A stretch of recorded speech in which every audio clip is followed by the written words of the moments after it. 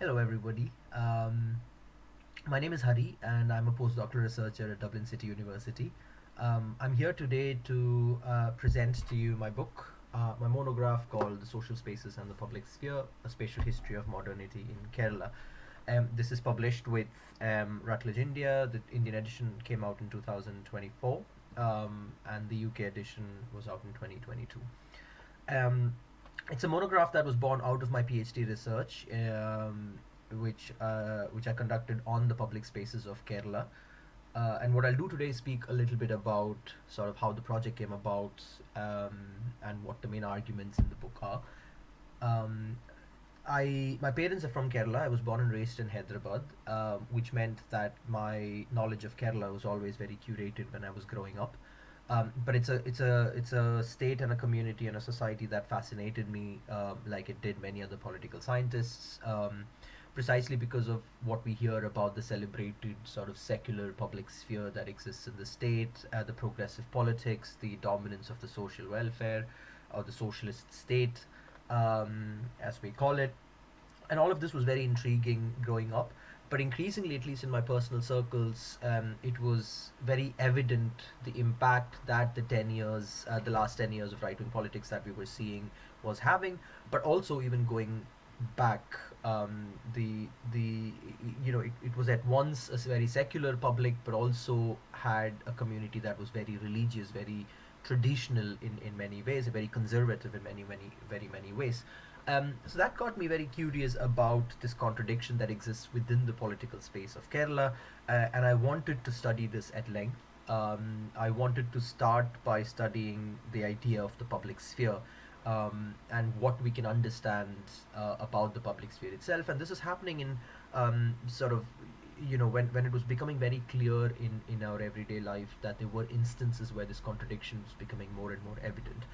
In the last few years alone, for example, there was the murder of Kevin, a Dalit Christian boy, by the family of his girlfriend, who belonged to an upper caste Christian background. There was the case of the Shabrimala agitations after the Supreme Court brought out a verdict saying that women of all ages should be allowed entry into the temple. There was Around the similar time, there was also controversy around a caste wall that had come up around a temple. Now, this was a piece of land that was being used by communities that lived around there from across caste backgrounds for many, many decades now. But a temple nearby had laid claim over that space now and built a wall around it, in essence, cutting off access to a lot of the people who lived from, who came from Dalit backgrounds in the area, from accessing those same grounds. So these agitations were sort of bringing about, or showing, the case of Madhu, the case of the Adivasi boy um, who was lynched to death in Kerala. All of this was raising some very pertinent questions about this so-called celebrated public sphere that Kerala was supposed to have, and it brought my interest in studying some of these contradictions. When I started, I wanted to study the contemporary public sphere. I wanted to look at, for example, how can we study these changes from the social media perspective, or the perspective of literature, the contemporary literature that is coming out from Kerala. Um, so, like any good political scientist, I started reading Habermas and Habermas's idea of the public sphere. But when I went for my pilot visits on my very first trip, it became very clear that what I was reading in the sort of the structural transformation of the public sphere that Habermas speaks about had very little in common with the ground realities that we were seeing in the state. And this led me to look for any alternative theoretical approaches to look at at the public sphere. But simultaneously, another thing happened, which was that, um, it was becoming very clear that the studies that were done on the public sphere in Kerala, and most of the contemporary studies on the public sphere in Kerala, focus this Habermasian model.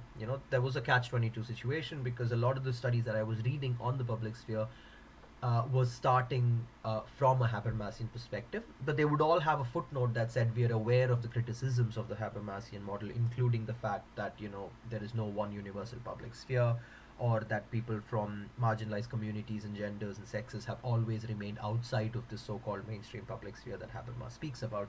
But there was no alternative approach that was put forward. This is when I came across the work of Henri Lefebvre, the Marxian humanist thinker from France from the 20th century. He was about a contemporary of Habermas, but he was very interested in the question of space. And this is where the other intervention or the observation that I made when I was on my pilot was very important, which is that at the end of the day, it felt like the public sphere in India or in Kerala was very spatial.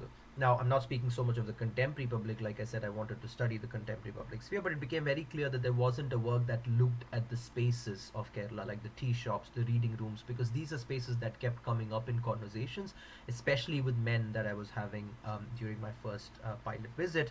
And it became very clear that there was scope for a work that focused specifically on at these public spaces in Kerala and how they shaped the political culture in 20th century before a more extensive work could be done on the contemporary public sphere in Kerala. So then I took that up as my project eventually to bring focus on looking at how public spaces and public social spaces influenced politics in 20th century Kerala.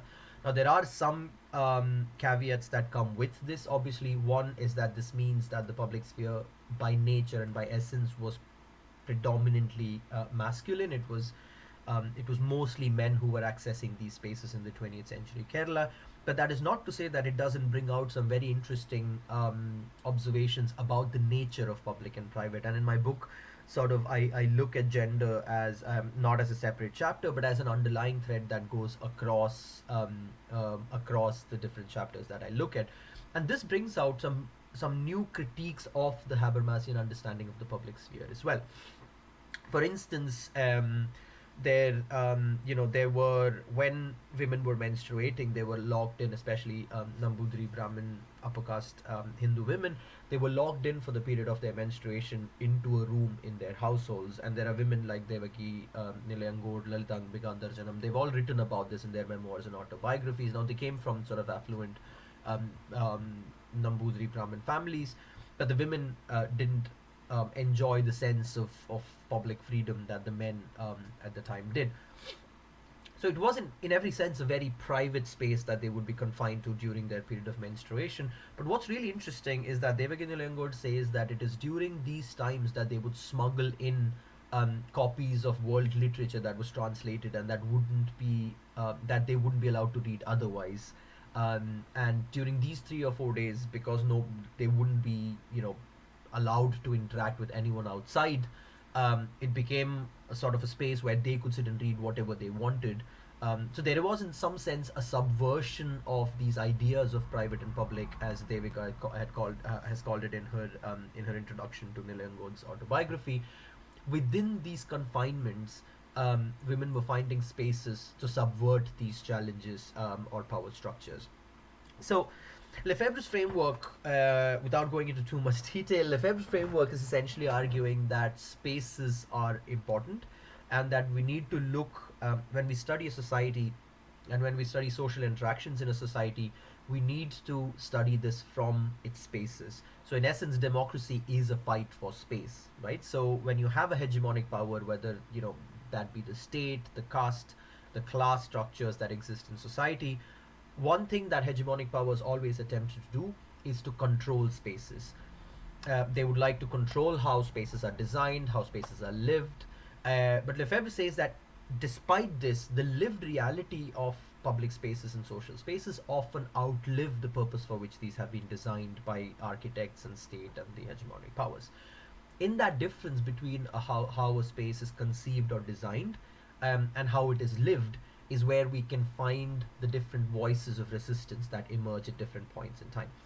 Unlike Habermas, he doesn't make a universalist argument. In fact, he says that we don't know enough about the Eastern societies to make that claim about all countries as a whole.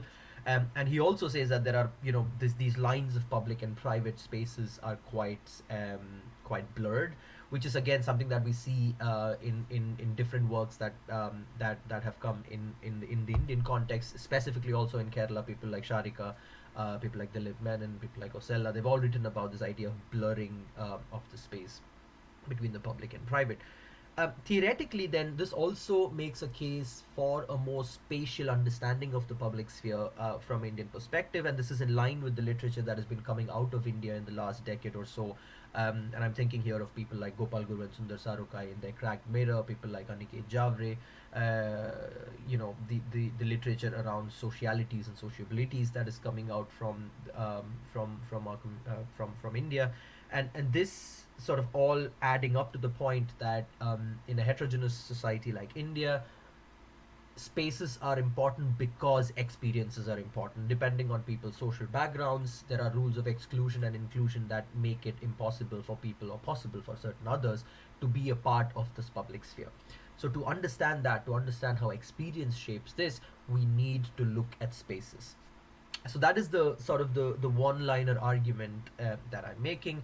In the rest of the book, then, I go into looking at the different phases of early modern period in Kerala. I start with sort of the mid 19th century, which is seen by many scholars as a period when Kerala starts seeing transitions of a magnitude not seen for hundreds of years before. A very, very extremely casteist society had sort of um, come undone, partly because of the work of missionary activities or the exposure to missionary work that was happening in the century, but also because of other reform movements that were emerging from within the region, sometimes as a response to missionary activity, but not always. And here the figures like Narayana Guru, Ayangali, Sahodhan Ayyappan, all of these people become important to read as well. So that period then looks at these early changes that happened and what the spatial implications of it were. How does this emergent, nascent public sphere change the spatiality in Kerala, or vice versa? Or how does a challenge over spaces become important in challenging these power structures or hegemonic power structures that existed? Um, for example, what happens when Ayangali, dresses himself as a Nair and rides a bullock cart on a road in Travancore? Like, what is the relevance of that space of riding on a road? Or what is the importance of the Chanar women where they start covering their breasts and they come into the public spaces like the markets? What is the relevance? What is the relevance of that space, like a street or a market, in shaping those interactions or in shaping those conflicts that emerge during this period that then break away from a so-called traditional, you know, conservative traditional structure? Although these binaries are something that Lefebvre doesn't really um, vouch to, and in the book I make the argument that the idea is not to make those binaries, but to study the continuity that emerges during that period as a result of these spatial confrontations. Um, so the first phase, then, the hegemonic power is Brahminical patriarchy that gets challenged through these spatial struggles. We see this till about the 1920s and 30s, and then we see the emergence of the communist movement in Kerala and how that brings about a lot of changes to the spaces. How the communist movement uses spaces like the libraries and reading rooms that are new spaces that are emerging. So on the one hand, you see the coming of new spaces like the tea shops, the reading rooms, and libraries, and there's a spatiality to it. There's a political economy of space that makes some of these spaces work compared to others. And on the other hand, you see agitations to acquire or subvert existing spaces. And this is where the streets, the markets, the temples become sort of political social spaces during this period as well. In the post independence period, we see the emergence of the post colonial state as a hegemonic power, and the very same spaces that were used by the communist movement and the socialist movement in the early in the 1920s and 30s then become spaces that the state attempts to control in various forms. But on the other hand, this is also a period where we see the emergence of new forms of social spaces like the youth clubs, the sports clubs, the film societies, the film society movement, which sort of gained strength in the 1960s, 70s, and 80s onwards. So the emergence of these new social spaces that attempt to challenge the state hegemony that was trying to control the different spaces that exist in society.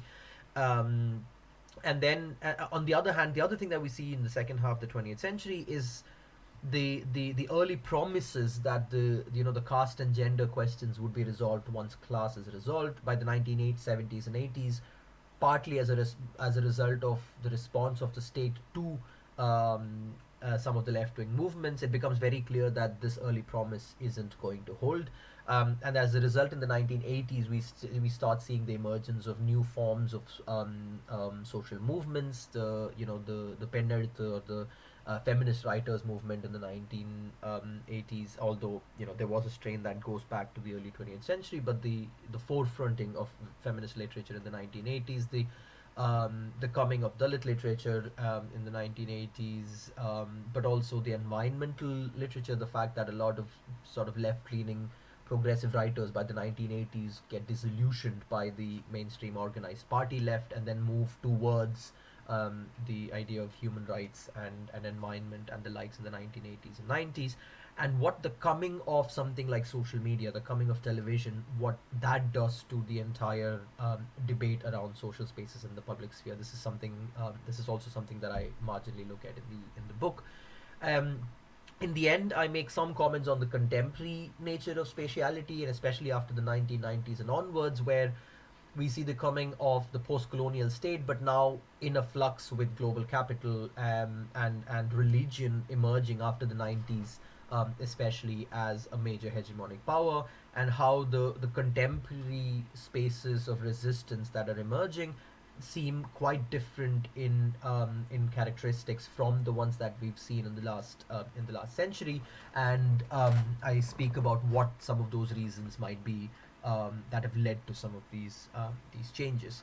Um, why is this work important? I think it is important for a couple of reasons. Empirically, it makes, in my view, a contribution to our understanding of politics and society in Kerala. But more importantly, I think we're living in a time when this exceptionalism, these ideas of political exceptionalism, need to be broken out of, and this is happening at least within Kerala studies. There is a whole debate ongoing at the moment, or there's younger scholars are coming out and challenging some of these exceptional readings that have been done of Kerala society in the past. But it's also important because we're living in a time when social media and the internet make it possible for cross-cultural solidarities, like we saw in the case of the Black Lives Matter movement, or what we're seeing in at the moment in terms of the solidarity for Gaza, or the Me Too movement, for example, where these boundaries or territoriality, on the one hand, is being transcended, but on the other, there are new forms of spatial control that are being brought in. In Europe, for example, there is a whole debate around the virtual spaces and the kind of controlling that virtual spaces need, where the governments are trying to bring more and more control on how virtual spaces are being used. And the new forms of resistance that are emerging are at once both spatial in its physical spaces, but also needs to have a virtual element of it. And that means we're living in a really interesting time where the implications of a work like this, where we understand the relevance of space in struggle, it can bring a lot of contribution. And finally, to the discipline of political science itself, I think this is important because one of the things that I was noticing when I was doing my early research or my early reading was that political scientists don't engage with space as they must. So Henry Lefebvre, for example, is someone who's used a lot by geographers and sociology anthropologists, but less so by political scientists. And I think my work is sort of introducing that theoretical framework that could be useful to expand some of these conversations that we're having around the question of the public sphere and social relations and as they exist in Kerala. So that's a brief, very brief overview of my book. It's available in India. It's also got illustrations that are wonderfully done by Kadambri. She's a friend from India. From Kerala as well, and yeah, I hope you get a chance to read the book. And I'd like to thank Afsar for inviting me to present my book to you. Thank you very much.